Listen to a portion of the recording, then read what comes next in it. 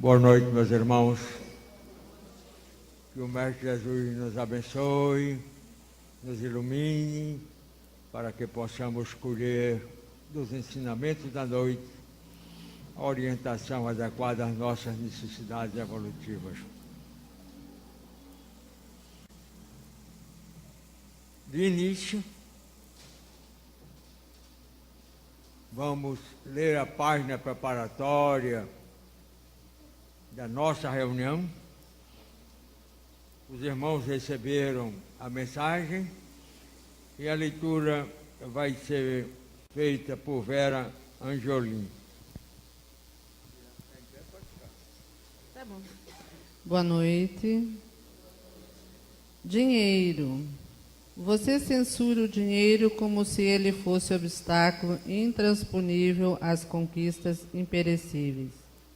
É certo que a fortuna material semeia perigos inúmeros no caminho, mas urge considerar que, de forma semelhante ao poder e à inteligência, a riqueza é valorosa aliada da fraternidade e da paz, da justiça e do progresso, quando suaviza os padecimentos dos que choram.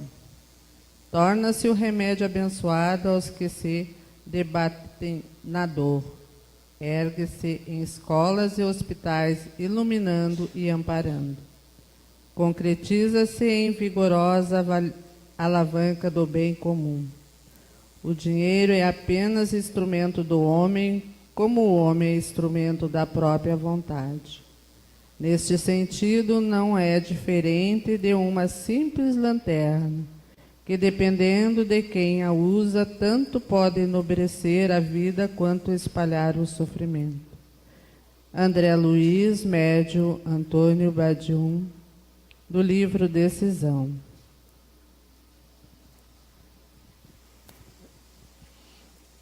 Como sempre, a recomendação. Vamos ler, vamos reler. Eu não esqueço que um amigo meu um dia me disse, né, referindo-se a dinheiro, a riqueza: mortalha não tem bolso. Não tem mesmo não, né? Não adianta. Há um outro amigo a quem eu contei isso, ele disse: tem um outro grande ensinamento. Qual é? Se caixão de defunto não tem gaveta. Então, o dinheiro é útil para a nossa jornada aqui. Saibamos usá-lo, é um instrumento útil, mas não vamos nos iludir. Vamos à prece inicial, acompanhando nosso irmão Leones. Boa noite a todos. Jesus, agradecidos estamos por mais esta oportunidade de reflexão sobre a vida, por esta oportunidade de aprendizado.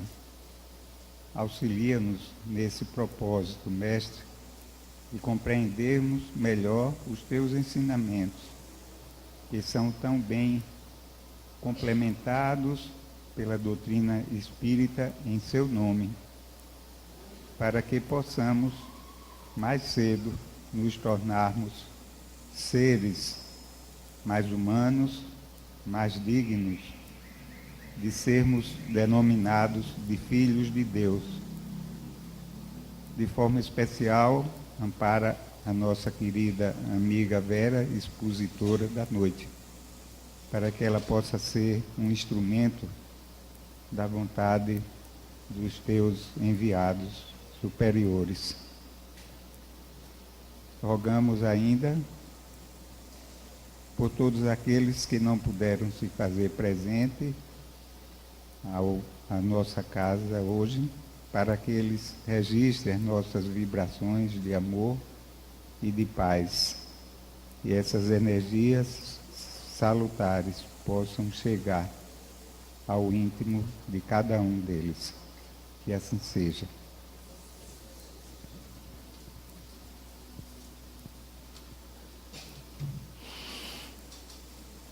Vamos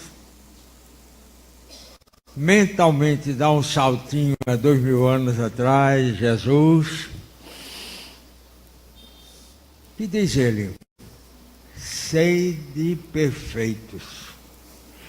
Então a gente está embutido, temos que constantemente estar lutando pela reforma íntima para alcançarmos a perfeição, que é o nosso destino. Não há como falhar. Somos filhos de Deus, mas precisamos nos esforçar para chegar lá, chegar à perfeição.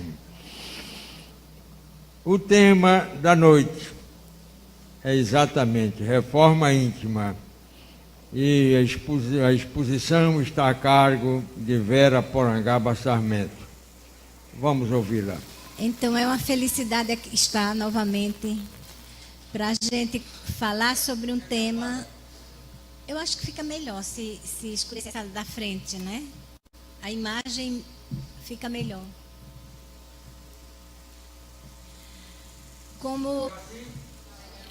Fica melhor, né?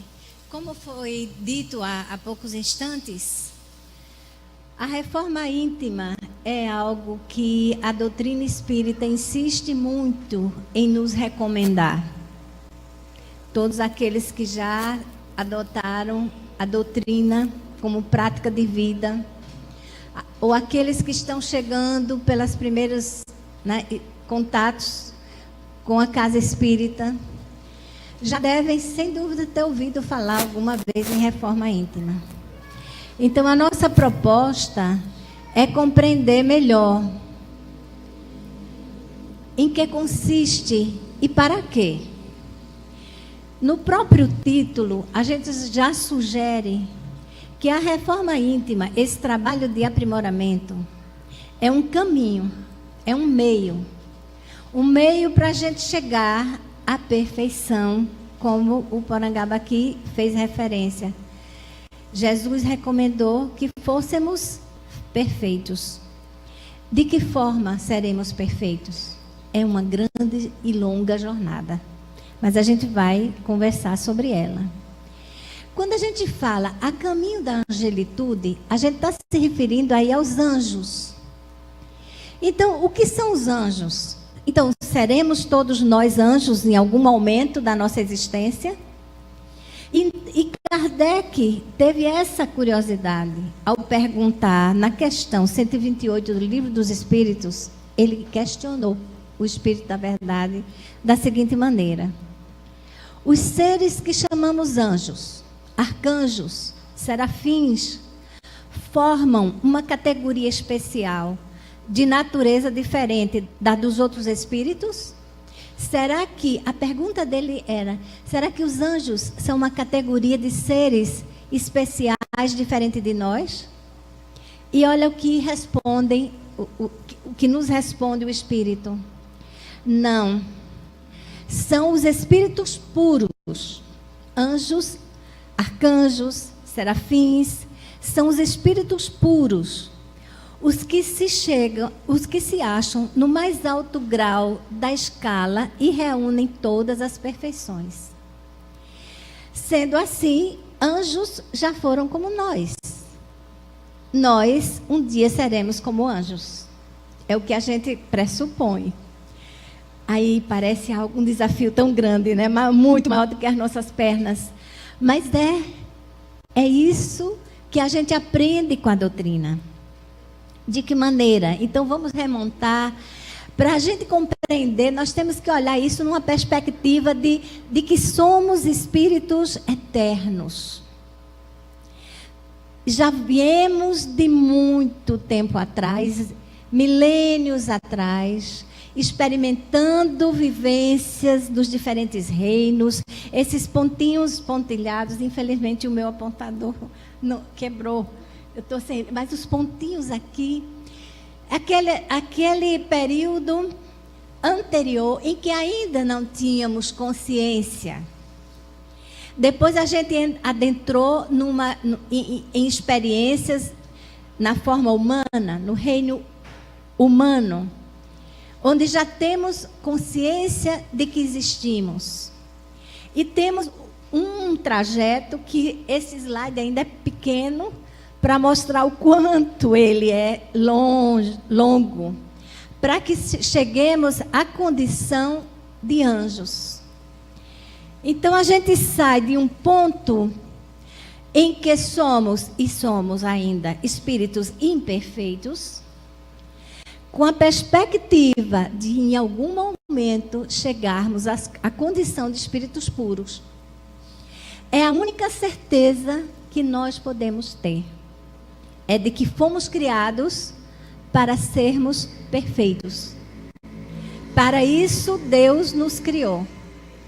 Agora, Ele coloca em nossas mãos o caminhar. Ninguém vai caminhar por nós. Cada um vai fazer o seu trajeto. Uns vão mais rápido, outros irão mais lento, mas todos irão. Todos nós chegaremos lá. Esse intervalo entre a condição de espíritos imperfeitos e a condição de angelitude é o intervalo, é o espaço da nossa consciência desperta. É quando nós tomamos consciência de quem somos, de onde viemos, para onde estamos indo. E é lamentável a gente constatar que, embora todos nós sejamos dotados de inteligência, muitos de nós, na humanidade presente, na atualidade, ainda não despertaram. Ainda vivem como sonâmbulos, andando, agindo, dormindo, em termos de consciência. Mas, um dia, todos despertarão. Quanto mais rápido a gente despertar, melhor para nós. A doutrina nos ensina que exatamente esse trajeto que cada um vai ter que trilhar.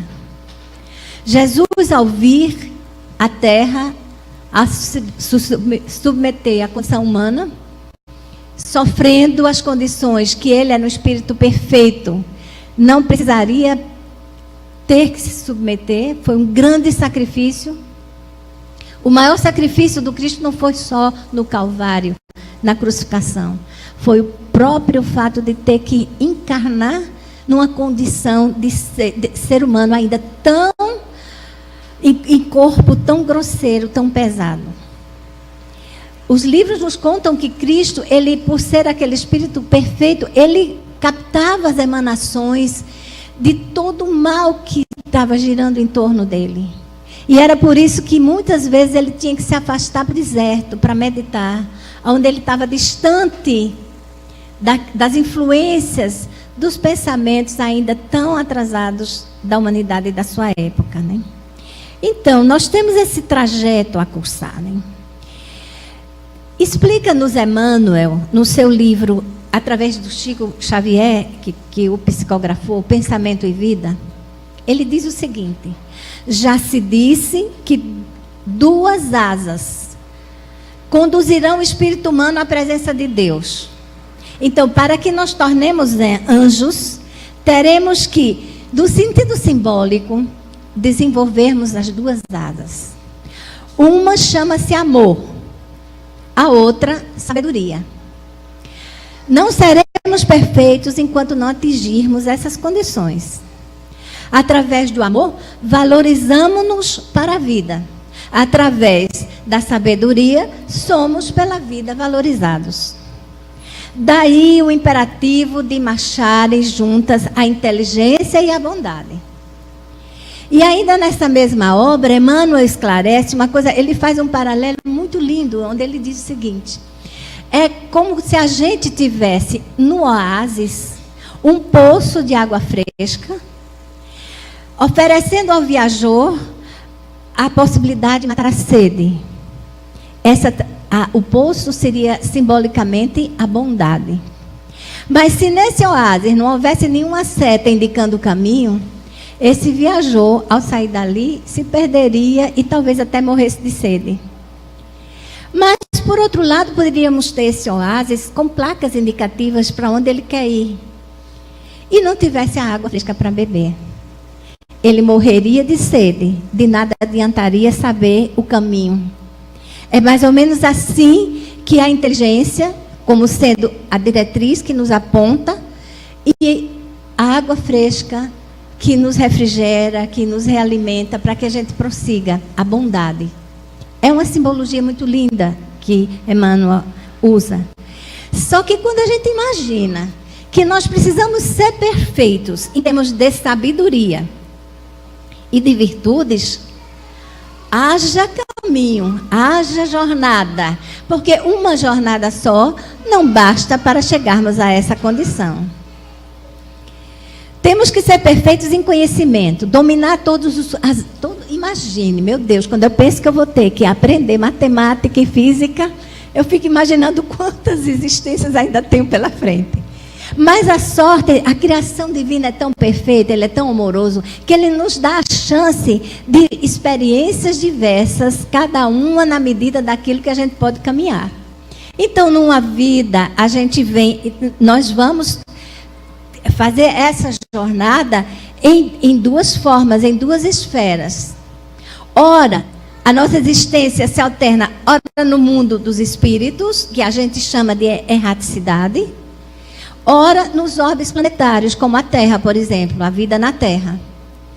Então, ora a gente está numa condição de ser espirituais, despojados do corpo físico, onde podemos aprender e avançar muito rápido em conhecimento, mas precisamos da jornada na Terra, da encarnação. Para quê? Para pôr em prova aqueles conhecimentos aprendidos lá. É interessante que quem está começando a estudar a doutrina, né, tem essa questão. O que então que a gente faz lá no mundo dos espíritos? Vivendo no mundo dos espíritos, nós temos a oportunidade de ampliar a nossa visão. Porque sem a limitação do corpo físico, a gente vê mais, a gente recorda outros conhecimentos já aprendidos. A gente tem a possibilidade de estudar, não é? Compreender a causa das coisas, dos eventos, compreender até razões das nossas dores na última existência. A gente estuda e identifica os aspectos em que em nós precisam ser desenvolvidos. Tudo isso a gente vai conquistando enquanto estamos estagiando na erraticidade, no mundo espiritual.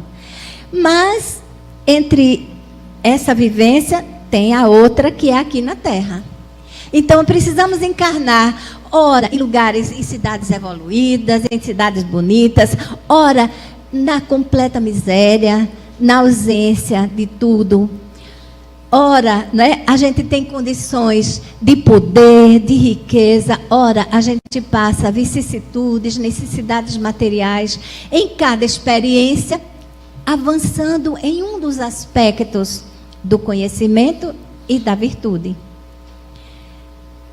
Então, como a gente acabou de ver, aqui o dinheiro é uma dessas experiências, aqueles que nascem com fortuna, já nascem em berço de ouro, como se costuma dizer, tem uma grande responsabilidade de fazer bom uso, de usar como ferramenta, sabendo que é perecível, que quando a gente partir não vai levar. Então, se alguém tem dúvida de qual é, não é, o sentido dessas alternâncias, ora lá e ora cá, eu diria, seria como a gente cursar uma escola ou uma universidade só com aulas teóricas, sem vivenciar a experiência das aulas práticas. Imagine alguém que está estudando para ser enfermeiro e tenha uma aula prática de como cuidar de um queimado, de um paciente que chega queimado. Teoricamente, ele vai entender tudo, o porquê. Mas enquanto ele não experimentar, por isso que os cursos têm laboratórios de prática, até às vezes com boneco, para que a gente possa, no boneco, provar que aprendeu a fazer aquilo que na aula teórica nos foi ensinado. A vida na Terra tem o objetivo da prática. Se lá eu aprendi que é preciso que eu me torne uma pessoa mais humilde, menos egoísta, como que eu vou provar isso? Eu tenho que me testar, como o aluno da escola que faz a prova para saber se aprendeu. Então, diante das vicissitudes, das circunstâncias da vida, eu vou poder testar se eu cheguei ao ponto da humildade que eu pretendo chegar ou ainda estou longe. Às vezes, a gente é surpreendido Porque a gente acha que já chegou a um ponto de bondade e se surpreende conosco mesmo. Quando a gente diz, meu Deus, como é que eu fui capaz de ter aquele pensamento? Como é que eu fui capaz de reagir daquela forma? É porque ainda não foi aprendida a lição. Nós estamos em exercício. Daí o porquê dessas duas. Então, vivendo aqui no mundo da matéria, o espírito é submetido às provas e às circunstâncias necessárias para o seu autodesenvolvimento. Então, como a gente falou, que nós temos um único propósito: é evoluir como criaturas divinas. É subir essa escalada da evolução. De existência em existência, de estágio em estágio, no mundo espiritual, a gente se desfazendo dos nossos defeitos ou das nossas imperfeições e galgando lentamente no ritmo de cada um. Isso é o que é mais lindo. É a perfeição da criação de Deus. Ele nos permite que cada um vá no seu ritmo.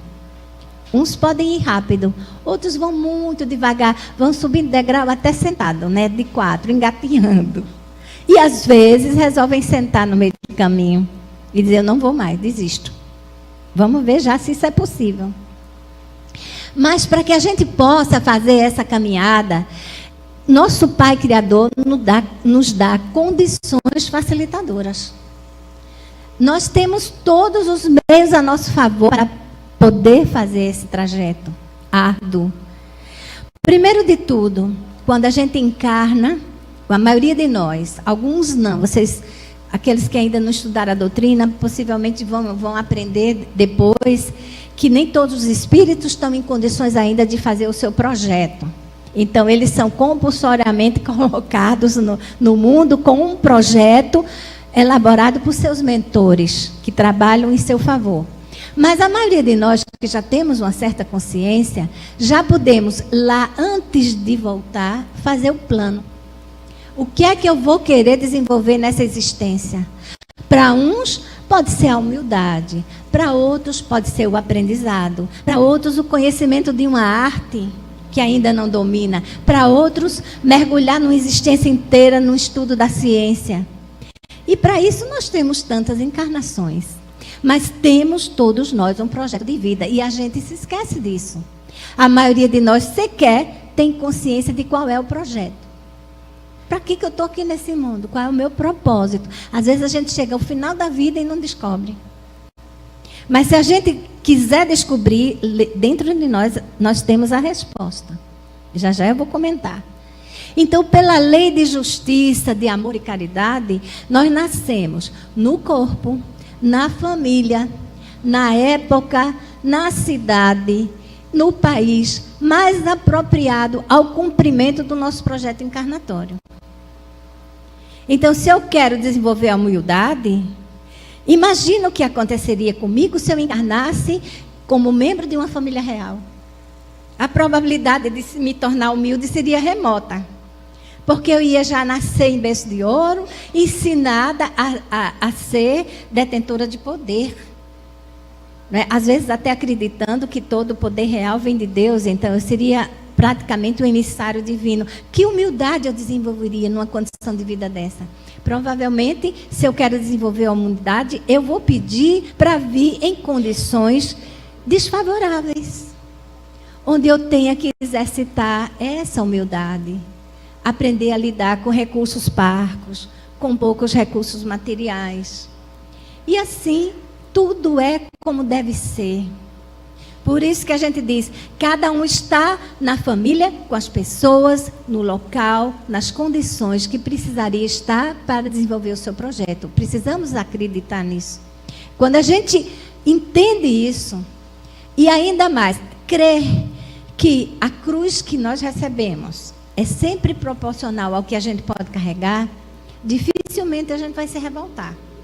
Dificilmente a gente vai ficar angustiado diante da prova. Ah, mas é maior do que eu posso suportar. Não é maior do que você pode suportar. É do tamanho exato daquilo que você pode suportar. E a gente ainda tem outra coisa. Pela lei de liberdade, nós escolhemos a nossa forma de progredir. Chegando aqui, a gente pode até dizer, ah, mas é demais. eu não sou Jesus para suportar tanto, eu vou deixar para outra. E se a gente quiser deixar para outra, não vamos ser punidos por isso, não. A gente só está adiando o compromisso de resolver aquela situação. E ainda tem algo a mais que a bondade divina nos facilita nesse processo. Nós não estamos sós nesse caminho. Eu disse inicialmente que cada um vai ter que caminhar, cada um vai ter que fazer o seu caminho. Mas contamos com o auxílio inestimável dos espíritos amigos e protetores. Nunca estamos sós. O próprio Cristo estará ao nosso lado sempre que rogarmos a sua presença. Sempre que sintonizarmos com Ele. Então é muito tranquilo a gente saber que o desafio é grande, mas que os meios nos foram dados. Mesmo assim, quando a gente chega aqui no mundo da matéria, muitas vezes a gente esquece. Nem lembra que fez o projeto, a maioria das vezes. E aí, aquele que é iniciante na doutrina diz assim, mas qual é o sentido de não lembrar? Como é que eu vou ter culpa se eu não me lembro? Mas algo lá dentro da gente vai sempre apontar na hora que eu me afastar do meu projeto. Aí é quando eu vou falar, esse propósito de vida, esse projeto encarnatório, ele está tão embutido no nosso íntimo, que quando a gente está certinho no caminho, a gente fica tão feliz. Pode estar sofrendo, pode estar fazendo uma coisa muito trabalhosa, mas é gratificante. Eu, por exemplo, como professora, tinha dias que eu ia para a universidade dar aula à noite. Minha aula acabava de 10h30 até perto de 11h, só que 10h30 era o último ônibus saindo do campo, já tinha que acabar. Às vezes eu dizia, como é que eu vou conseguir chegar depois de ter trabalhado o dia todo, voltar, pegando o trânsito da Fernando de Lima e conseguir dar mais aula à noite. Mas eu tinha que ir, eu tinha que cumprir. Interessante que quando eu saía melhor do que quando entrava. Era energizada, era feliz. Fisicamente, quando caía na cama, acabava. Cansada fisicamente. Mas algo me deixava muito feliz de estar ali no ambiente escolar, conversando com os jovens, ensinando e aprendendo com eles. E eu descobri assim que esse era o meu propósito de vida. Eu digo, sem dúvida nenhuma, eu nasci para compartilhar, aprender e ensinar. Porque minha mãe dizia que desde pequena botava as bonecas em fila, assim, na minha frente, e ficava dando aulas para elas. Olha como o projeto vem com a gente no nosso inconsciente. Já quando a gente está infeliz com aquilo que nós estamos fazendo, insiste, às vezes é um emprego, porque aquele emprego nos dá meio de vida razoável para a gente, né, viver uma vida mais digna. As pessoas se submetem. Quantos alunos eu tive que diziam assim, professora, eu não aguento mais, eu vou deixar aquele banco. Em geral, a maior queixa vinha do emprego nos bancos, que é muito, muito puxado. Então, ele dizia, olha, por incrível que pareça, eu tive um aluno que pediu demissão do banco, a mãe quase morre de chorar, de desgosto, e foi trabalhar como estivador no porto, fazendo administração na UFAL. A mãe não conseguia compreender, meu filho, o que é isso? Ele disse, mãe, eu estou gostando, eu preciso passar por essa experiência. Não vai ser para a vida toda, não sei como. Eu vou terminar meu curso universitário e vou conseguir um bom emprego. Mas eu quero passar por essa experiência. Algo lá dentro pedia para ele viver aquela experiência. Quando a gente está vivendo algo que a gente precisa aprender, é gratificante. E aí que está. Por ignorância, muitos de nós mergulhamos na apatia. Quando a gente não entende o projeto, começa a achar que a vida não tem significado. Esquecendo do propósito, né? Da nossa missão, que algumas vezes chamamos, qual é a missão de vida de cada um? E a pergunta de sempre é, que culpa eu tenho se eu não me lembro? Ora, isso não é desculpa. Porque esse essencial, ele está dentro de nós, ele está lá na consciência, está dentro também do coração, da forma que eu expliquei. Quando a gente está fazendo algo que nos é pertinente ao nosso estágio, aquilo é gratificante, mesmo que seja sacrificante. E quando a gente está fazendo algo que muitas vezes traz melhores benefícios, mas nos deixa infeliz, certamente nós não estamos trilhando o caminho do nosso propósito. Nosso propósito está um pouquinho além daquilo ali. Então, eu sempre até recomendava aos estudantes que tivessem sempre 2 planos. Eu digo, vocês têm um plano de sobrevivência, naturalmente. Não pode abrir mão de um emprego que está dando a subsistência dele próprio e às vezes até da família. Mas faça um plano de voo. Pense, não é, o que você vai fazer agora para daqui mais um tempo você alçar voo em direção àquilo que realmente você quer fazer da sua vida. E tentem ir fazendo isso em paralelo. É mais ou menos isso que eu gostaria que vocês pudessem compreender. E a consciência é a centelha divina que nos adverte sempre que nos afastamos do caminho. O caminho ficou fora do... A gente sempre, alguma coisa diz, não é por aqui, eu não estou bem, eu não estou feliz. Mas às vezes a gente ignora a consciência e insiste no caminho que não é para ser. Então nós temos desafios que nós mesmos colocamos para nós. Mas para superar, mais uma vez eu ressalto a bondade e a justiça divina. Nós somos dotados de inteligência para aprender, para distinguir e discernir o que é certo, o que não é certo, o que é bom e o que não é bom. Nós para isso temos inteligência. Nós temos coração para sentir as emoções, daquilo que está me fazendo bem, do que não está me fazendo bem. E temos a vontade, que aí é onde a gente cai. Porque a vontade, né, ela existe em nós para que sejamos capazes de agir. E não sentar no meio do caminho e dizer, cansei, agora eu não vou mais não. A gente até se quiser fazer isso, pode fazer. Mas a vontade nos impulsiona. Então, nós temos esses 3, os espíritos têm muito mais atributos do que apenas esses 3, mas aqui eu pontuei a inteligência, o sentimento, no que está no coração, e a vontade. E as condições para que a gente comece a fazer essa reforma, não vem do nada, ela não cai do céu no nosso colo. Existem algumas condições. A primeira dela é termos a consciência desperta. É sabermos que estamos aqui com um propósito.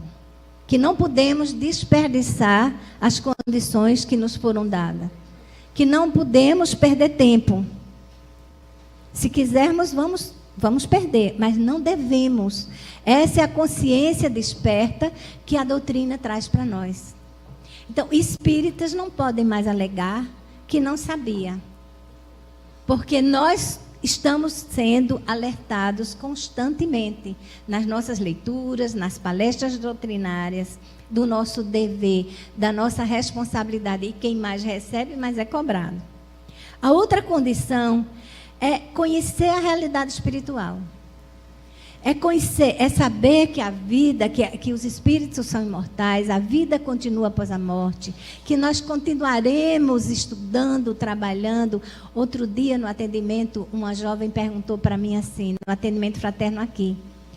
Às vezes eu fico pensando, vale a pena estudar tanto? E quando eu morrer, não vou perder tudo? Disse, absolutamente. O espírito não perde nada. Tudo que a gente adquire em termos de virtude, em termos de conhecimento, é nosso. Ninguém mais nos tira. Aí você até pode perguntar, a gente não anda para trás, não evolui? Absolutamente. Podemos estagnar, jamais evoluir. Se eu já fui bondoso, eu não vou nunca mais voltar a ser maldoso. Isso não existe. Seria contrariar uma lei universal divina chamada lei do progresso.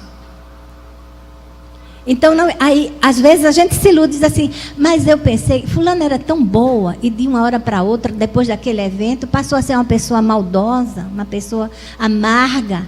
Será que ela era boa mesmo? Apenas usava aquela máscara, aquela postura. Mas na hora da prova concreta, é aí que está a vida na matéria, a prova concreta, a prova prática, a máscara cai. E aí a gente se mostra. Quantas vezes eu já não me surpreendi não sendo eu? Aí depois ai, velha, como você ainda está atrasada. Aí cai a ficha. Como é que eu pude reagir de tal forma? E assim a gente vai desenvolvendo a nossa consciência, mas não andamos para trás. A gente só adquire e anda para frente. Eu disse para ela, estude o máximo que você puder nessa existência, porque o seu conhecimento, ao chegar lá, se somará com os que você já tem, que estão esquecidos. Estão aqui numa memóriazinha adormecida do cérebro, e vão se somar com os novos conhecimentos que adquirimos quando chegarmos lá. Uma outra condição para a gente fazer a reforma é a vontade. Esse talvez seja o indispensável. Vontade para controlar pensamentos, palavras e obras. E nós somos capazes, porque, como dissemos, nenhuma prova é maior do que aquela que nós podemos suportar. Então, a prova está grande, mas está faltando a vontade de encarar. Se a gente se revestir da vontade e pedir, através da prece, a gente recebe o auxílio. Então, a vontade é um requisito básico. Sabe o que Emmanuel diz para a gente sobre a vontade nessa obra, Pensamento e Vida? Ele diz assim: assim como as máquinas possuem um botão de ligar e desligar, a nossa vontade é o botão que nos aciona para a estagnação ou evolução. E quem tem o poder do botão somos nós. Ninguém mais pode apertá-lo para nós. É que nem o presidente dos Estados Unidos. Ele tem um botão vermelho que pode ou não pode eclodir uma guerra nuclear. Né? Mas esse botãozinho da vontade é de cada um. Só nós podemos acioná-lo. E ainda, ele nos esclarece, Emmanuel. De pequenininho já mostra que tem vontade. Emmanuel diz assim: só a vontade é suficientemente forte para superar a harmonia, sustentar a harmonia do espírito. Se eu quero um espírito harmonioso, se eu quero estar bem de saúde, espírito, mente e corpo, eu tenho de exercitar a vontade. E para exercitar a vontade, eu preciso ter disciplina. Outro dia eu recebi também um casal que disse para a gente, lindo um casal, aqui no atendimento fraterno, falou assim: e a gente é espírita, estamos vindo buscar força acontecendo, que nem conseguindo rezar mais a gente está. Eu falei, onde está a vontade? Mas a gente começa a rezar e o pensamento dispersa, vem todo tipo de problema, o bebê começa a chorar e a gente tem que parar o evangelho lá para acudir o bebê que está no berço. Tudo bem, então comece menos, pega uma mensagem, em vez de fazer 20 minutos de evangelho, leia uma mensagem, né? Ao lado do berço mesmo. Que bom que seria se fosse ao lado do berço. Leiam vocês dois e pratiquem todo dia, que cada dia vocês vão ver que vão conseguir um pouquinho além. Estava faltando só a vontade, a disciplina. E Emmanuel completa: somente pela vontade podemos empreender nossa jornada rumo à nossa reforma íntima.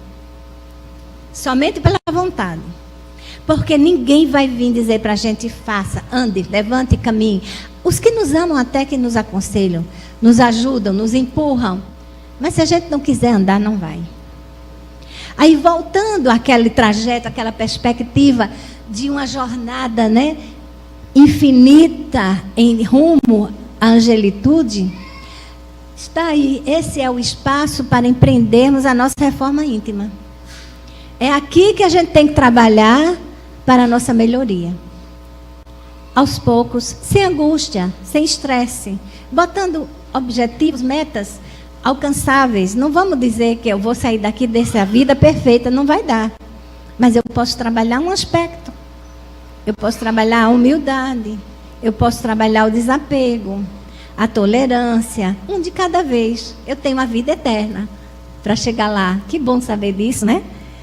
Então, da condição que nós estamos agora, de espíritos imperfeitos, para chegar à condição de espíritos puros, nós temos esse espaço, que é feito através da reforma íntima, que é aquele espaço da nossa consciência desperta. Quem fala muito na consciência desperta é a Joana de Ângeles. E ela que nos diz que muitos nós caminhamos na vida como sonâmbulos. Não estamos nos dando conta do para que viemos, por que estamos aqui, para onde estamos indo. É como sonâmbulos. Então, o Kardec, de forma brilhante, que ele sempre fez o seu trabalho, ele pede uma dica para os espíritos, ele pede uma sugestão no que diz respeito a essa melhoria nossa. Ele pergunta assim: com exceção dos defeitos e vícios, acerca dos quais ninguém se pode equivocar. Então, se alguém tem defeito de um vício, de fumar, de beber, de se drogar, né? Se alguém tem defeitos evidentes de muita brutalidade, de desrespeito, esses são visíveis. Mas tirando esses que são muito evidentes, qual é o sinal mais característico da imperfeição? Porque nós somos imperfeitos. O que é que nos aponta a nossa imperfeição? Essa pergunta foi linda dele. E aí os espíritos respondem. Eles dão a dica. Para começar, eles não falaram com essa linguagem, essa é minha. Para começar a nossa reforma íntima, eles dizem assim: o interesse pessoal. Em outras palavras, por onde começar? O egoísmo, trabalhar o egoísmo. E eles explicam, a resposta é longa, por isso não transcrevi na íntegra. Mas adiante eles dizem: o verdadeiro desinteresse é coisa rara, tão rara na Terra, que é admirado como fenômeno quando se manifesta. Então, a gente aderir a um trabalho voluntário, a gente fazer um bem, auxiliar um colega, verdadeiramente desinteressado, é algo que ainda é muito raro na nossa condição humana. Então, quando a gente consegue fazer isso, a gente já está dando um grande passinho naquela escada de ascensão evolutiva, né? Ajudar sem se interessar no retorno. Às vezes é um sacrifício que a gente vai fazer. Como ajudar porque eu não tenho condição? O ajudar não é nesse sentido exclusivo da ajuda financeira, da ajuda material. O ajudar é você se dispor a ouvir alguém. Outro dia eu vivi uma situação interessante que eu estou com uma secretária doméstica e ela é uma pessoa assim muito bonita em termos de afetividade. É o que eu mais admiro, mas ainda muito ignorante em várias coisas. Então ela adora me alugar para falar dos problemas. Eu querendo sair para trabalhar e ela falando dos problemas. Outro dia eu estava vindo para cá e ela falando do problema da semana que ela teve, que o marido saiu, a filha brigou com o genro, papapá. Aí eu, meu Deus, olhar para ela. Depois algo me falou aqui e disse: Vera, você está querendo se apressar para fazer um atendimento fraterno quando o atendimento fraterno está aqui na sua frente. Aí eu reconheci, eu disse: poxa, é mesmo. É mesmo. Eu me sentei ela do lado. Aí eu disse: diga, desabafe tudo. Vamos ver se eu puder lhe dizer alguma coisa. E só o fato de desabafar, eu senti que aliviou. Quando eu fui sair, ela é tão amorosa que ela é interessantíssima. Ela disse assim: eu posso lhe dar um abraço? Eu digo: pode. Aí ela me deu aquele abraço afetuoso. Veja que experiência maravilhosa. A gente poder ajudar em qualquer contexto que se nos coloca na vida. Esse é o sentido da ajuda sem interesse. Ali a gente não vai se amostrar, não vai querer reconhecimento, não vai querer elogio. Eu recebi um abraço, foi ótimo, já compensou. Mas se não recebesse, teria sido tão bom quanto. E os espíritos ainda dizem que o apego às coisas materiais, porque o egoísmo nos faz nos apegar. É a minha casa, é o meu marido, é a minha mulher, os meus filhos, meu carro, meu emprego. Vem em primeiro lugar, não é? Então, esse apego às coisas materiais constitui sinal notório de inferioridade. Enquanto não conseguirmos trabalhar o desapego, eu tenho feito um esforço enorme nesse sentido, porque eu me descobri apegada pelo medo da falta. Então eu vou guardar esse saquinho, essa caixinha, essa borracha, né? Porque um dia eu posso precisar. Quando na realidade vai que Passam-se anos e eu não preciso daquele plástico, daquela borracha, daquela caixinha, nada daquilo. Mas a gente tem ainda essa necessidade de, talvez por histórias, experiências anteriores de vida, não sei. Mas, enfim, é preciso que estejamos atentos a nos desapegar. Se é tão difícil se desapegar de uma caneta Bic que a gente perde. Alguém já perdeu uma caneta e fica doidinho atrás? Vocês viram minha Bic, quem levou minha Bic? Ai, meu lápis. Uma bobagem. É difícil abrir mão. E eles dizem isso para a gente, né? Porque quanto mais o homem se aferra aos bens deste mundo, tanto menos compreende o seu destino. Nosso destino não é ficar aqui. Não é viver eternamente. A gente aqui não cria raiz. As nossas raízes estão lá. Dentro da terapia que eu estudo, uma terapia de origem oriental, nos diz que nós somos árvores de cabeça para baixo. As nossas raízes estão lá no céu. A copa estão aqui, porque é aqui que a gente gera os frutos. Mas as raízes estão lá. Então, pelo desinteresse, ao contrário, quando a gente se desapega, ele prova, ele, o homem, cada um de nós, prova que vê o futuro de um ponto de vista mais elevado. Então, se a gente não tem o apego, vai começando a trabalhar isso, a se desapegar, a gente começa a fazer uma boa reforma íntima. Agora, ainda baseada no Livro dos Espíritos, a gente pode citar, já no finalzinho do livro, quando no capítulo 13, se eu não estou enganado, 13, Kardec pergunta, né? Por que sinais se pode reconhecer no homem o progresso real que deve elevar o seu espírito na hierarquia espiritual? Em outras palavras, quais são os sinais de que a gente está a caminho da angelitude, está se aproximando daqueles degraus mais altos? E eles respondem, né?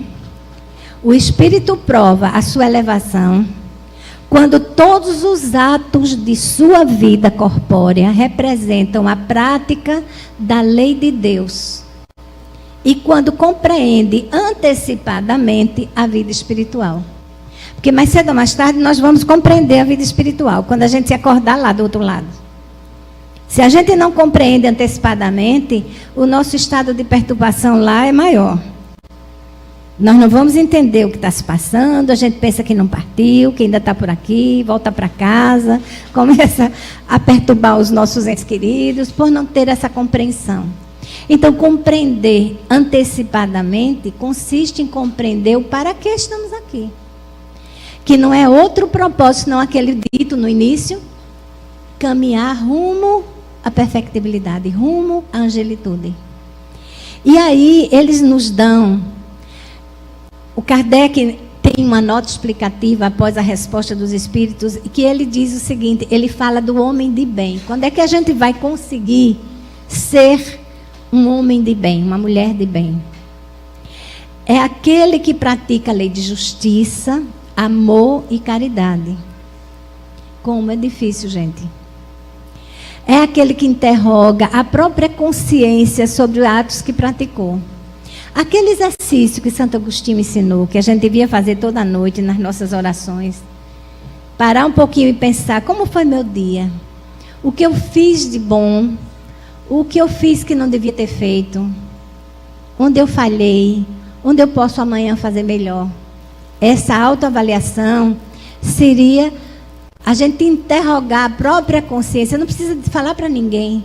Mas se a gente reconhecer, já estamos dando o primeiro passo na direção da melhoria, da evolução. Fazer o bem pelo bem. Aquele que faz o bem pelo bem e sacrifica seus interesses à justiça. Então, põe seus interesses individuais em segundo plano. Então, se eu tenho no meu trabalho uma promoção e eu sei que tem alguém que tem maior mérito do que o meu, eu posso sacrificar, eu deveria sacrificar o meu interesse tão grande de ocupar aquele posto, reconhecendo que o outro tem mais mérito. Mas como é difícil, né? Mas a gente sabe. É aquele que é bondoso, humanitário e benevolente para com todos, em todas as circunstâncias. mesmo que o outro não consiga ser conosco.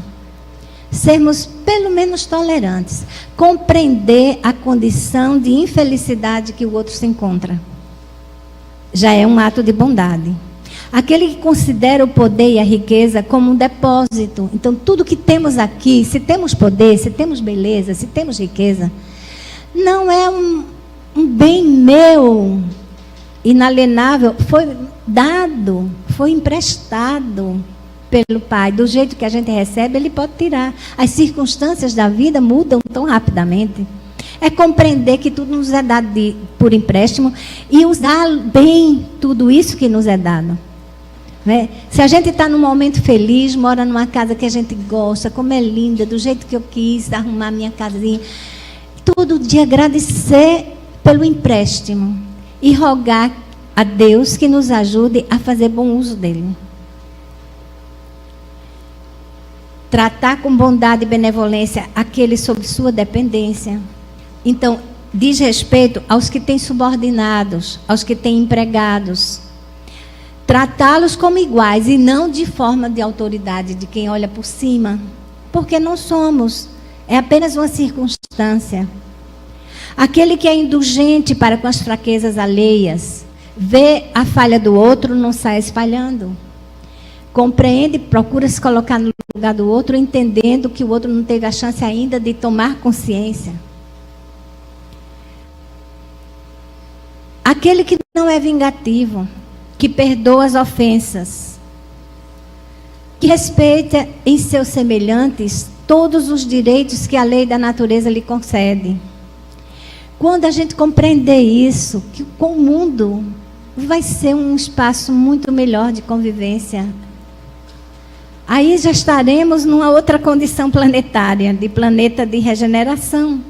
Porque vamos respeitar o direito à vida, o direito à propriedade, o direito a uma vida digna, a um emprego decente. E a gente não vai querer angariar tanto para nós, quando compartilhando todos podem ficar melhor. Estamos longe, mas estamos a caminho. Essas são as características, essas são as características de um homem de bem. Ou seja, para fazer a jornada, para fazer a reforma íntima, precisamos, eu sugiro, pega, tira xerox dessa pagininha, põe na mesa de cabeceira. De vez em quando dá uma lidinha de noite, para ver onde é que eu estou melhor, que nota eu me dou para o primeiro item, que nota eu me dou nesse segundo item, porque aí eu vou saber exatamente onde eu tenho que investir a minha vontade de melhorar. Não é? E para concluir, a gente, em algum ponto desse trajeto, cada um de nós está situado. E esse trajeto é um caminho que cada um vai caminhar. Ninguém vai poder caminhar por nós, embora possa nos ajudar, nos acompanhar, mas não caminhar por nós. E para isso, mais uma vez, Emmanuel dá um recadinho. Todos temos necessidade de instrução e amor. Então, estudar e servir são rotas inevitáveis na obra de elevação. Se queremos fazer a nossa reforma íntima, temos essas duas tarefas de casa: estudar e servir. Servir desinteressadamente, servir com pureza de coração, pensando no bem a quem estamos servindo. E por falar nisso, que estudar é fundamental, eu aproveito esse ensejo para lembrar que agora, no dia 3 de outubro, o William Crookes está dando início à turma, primeira turma do DEP, que é Doutrina Espírita para Principiantes. Tem uma turma à tarde e tem uma turma à noite. Ali tem um cartaz que o Porangaba vai mostrar, maravilhoso. Já que, olha aí, como a gente está em sintonia. Já que a gente montou de forma que todos que não podem vir de dia tenham uma oportunidade à noite e vice-versa. Os que não podem vir à noite possam vir uma tarde. Então, haverá uma turma nas terças à tarde, uma turma nas quintas à noite. Só são 10 encontros para essa primeira. para quem é voltado esse curso? Para os que não conhecem a doutrina e não leram ainda, ou estão começando a ler, não estão compreendendo, e vão poder tirar suas dúvidas. Precisa ser espírita? Absolutamente não. Pode ter seu credo religioso, o que tiver, desde que queira vir com a mente aberta para compreender o que nos diz a doutrina. Depois vai ficar como um trabalho da coisa? Não, só se quiser. É livre para chegar e livre para ir. É apenas para orientar aqueles que chegam curiosos, que querem conhecer a doutrina espírita, os princípios que norteiam. Em dezembro já vai estar acabando. Os que gostarem terão outros cursos para dar sequência aos seus estudos. E outros trabalhos no bem também. Então, com isso, a gente encerra sem nenhuma pretensão de ter esgotado o assunto. O assunto é complexo, merece outras considerações, tanto é que o nosso amigo Leones, no próximo mês, vai voltar a falar de reforma íntima. Que bom! Para esclarecer um pouco mais, para avançar na compreensão do tema. Agradeço a atenção de todos, que nós possamos refletir sobre o que foi colocado. Muito obrigada.